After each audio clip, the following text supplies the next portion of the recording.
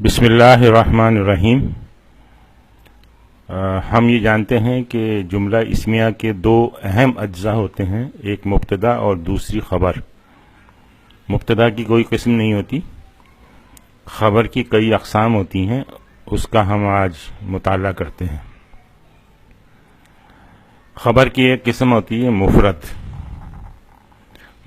اسم۔ مفرد اسم سے مراد اکیلا اسم ہے، یعنی وہ دو اسموں کا مجموعہ نہ ہو، اکیلا اسم ہو، قطع نظر اس کی کہ اس کے یعنی معنوی اعتبار سے وہ چاہے تثنیہ ہو یا جمع ہو۔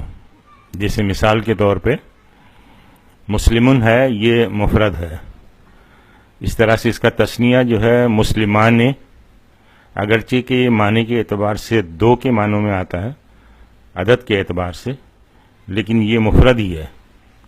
اسی طرح سے مسلمون یہ اکیلا لفظ ہے، لیکن معنی اس کے عدد کے اعتبار سے سارے مسلمان، تو اس لحاظ سے یہ مفرد ہے کہ اکیلا لفظ ہے، تو یہاں ہم اس معنی میں مفرد استعمال کر رہے ہیں۔ دوسری قسم ہوتی ہے اس کی جملہ اسمیہ، اور تیسری جملہ فعلیہ، اور ایک اور قسم ہے شبہ جملہ خبر۔ اس سے مراد یہ کہ اس میں یہ شبہ ہوتا ہے کہ شاید یہ جملہ ہے، لیکن اصل میں یہ جملہ نہیں ہوتا۔ اس کے دو حصے ہیں، ایک کہلاتا ہے جار مجرور، یعنی حرف جر اور اسم مجرور، اور دوسرا کہلاتا ہے ظرف۔ تو سب سے پہلے ہم مفرد خبر کا مطالعہ کرتے ہیں۔ یہ ہم اسم میں پڑھ بھی چکے ہیں، لیکن اس عنوان کے تحت نہیں پڑھا ہے، یہ ابھی آپ دیکھیں گے تو پتہ چل جائے گا۔ حامد طالب، طالب اس میں یہ اکیلا لفظ ہے، تو یہ اس کی خبر ہے، تو یہ مفرد خبر کہلائے گی۔ اس طرح سے الطالب ذکی، تو ذکی اس کی خبر ہے، اکیلا لفظ ہے جو کہ مفرد ہے۔ اس طرح سے اللہ خالق، تو خالق جو ہے وہ اس کی خبر ہے اور مفرد خبر ہے۔ محمد الرسول، رسول اس کی مفرد خبر ہے۔ ہوا قرآن مجید، تو قرآن یہاں پہ خبر ہے اور مجید اس کی صفت ہے، تو یہ قرآن مفرد خبر ہے۔ اس طرح سے ھذا ذکر مبارکن، مبارکن ذکر کی صفت ہے، تو ذکر جو ہے یہ مفرد خبر ہے۔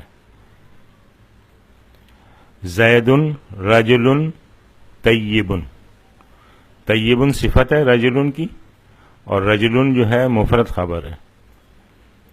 ھذا صراط مستقیم، صراط جو ہے مفرد خبر ہے اور مستقیم اس صراط کی صفت ہے۔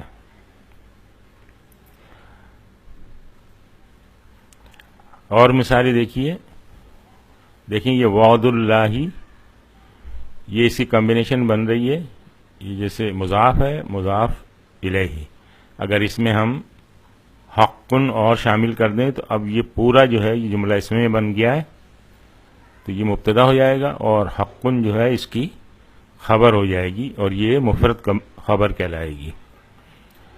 اسی طرح سے عذاب اللہ مضاف مضاف الیہ ہے، اور شدید جب اس کے ساتھ ملا دیا تو اب یہ جملہ اسمیہ بن گیا، اس میں عذاب مبتدا ہو گیا اور شدید اس کی خبر ہو گئی جو کہ مفرد خبر کہلائے گی۔ کتاب اللہ یہ مضاف ہے اور مضاف الیہ ہے۔ اس طرح سے اس سے پہلے اگر القرآن لیا ہے تو یہ پورا جملہ اسمیہ بن جائے گا، القرآن کتاب اللہ، تو اب القرآن اس میں مبتدا ہو جائے گا اور کتاب اس کی خبر ہو جائے گی۔ بیت اللہ یہ مضاف اور مضاف ہے، مرکب ہے، بیت اللہ سے پہلے الکعبۃ لے کے آئیں تو یہ بن جائے گا الکعبۃ بیت اللہ، جملہ اسمیہ بن جائے گا، الکعبۃ مبتدا اور بیتن جو ہے بیت اس کی خبر، مفرد خبر۔ طلب العلم یہ کمبینیشن بھی مضاف اور مضاف الیہ کی ہے، مضاف اور مضاف الیہ. اور اس طرح سے ایک اور کمبینیشن دیکھیں، فریدۃ المسلم، یہ بھی مضاف اور یہ فریدۃ مضاف، المسلمی مضاف الیہ. لیکن اس پورے کو جب ہم ساتھ پڑھیں گے تو یہ جملہ اسمیہ بن جائے گا، طلب العلم فریدۃ المسلم. یہ مبتدا ہوگا طلب، اور فریدتن جو ہے اس کی خبر ہوگی جو کہ مفرد کہلائے گی. یوم الجمعۃ، یہ دیکھیں مضاف مضاف الیہ کی کمبینیشن ہے، مضاف اور مضاف الیہ. اس طرح سے ایک دوسری کمبینیشن دیکھیں، یوم العید، یوم جو ہے مضاف ہے اور عید جو ہے اس کا مضاف الیہ ہے. پوری عبارت جو ہے یہ جملہ اسمیہ ہے، یوم الجمعۃ یوم العید. اب اس میں یہ جو پہلا یوم ہے یہ مبتدا ہے اور دوسرا یوم جو ہے اس کی خبر ہے، اور یہ خبر مفرد خبر کہلاتی ہے. تو یہ مثالیں آپ نے پہلے بھی اسم میں دیکھی ہیں، تو آپ نے دیکھا کہ مفرد خبر ایک اکیلا لفظ ہے جس کو مفرد خبر کہتے ہیں. تو خبر جو ہے ایک اکیلے لفظ کے طور پہ بھی آ سکتی ہے. اس میں ایک پچھلی سلائیڈ میں ہم دیکھا تھا صرف اکیلا لفظ یعنی مبتدا اور خبر یہ دو الفاظ سے مشتمل بھی ہو سکتا ہے. اور پچھلی سلائیڈ میں ہم نے دیکھا تھا کہ اگر 3 اسم آ رہے ہیں اس میں، تو وہ اس میں سے ایک جو ہے وہ یا تو صفت موصوف ہوگا یا مضاف مضاف الیہ ہوگا. تو پچھلی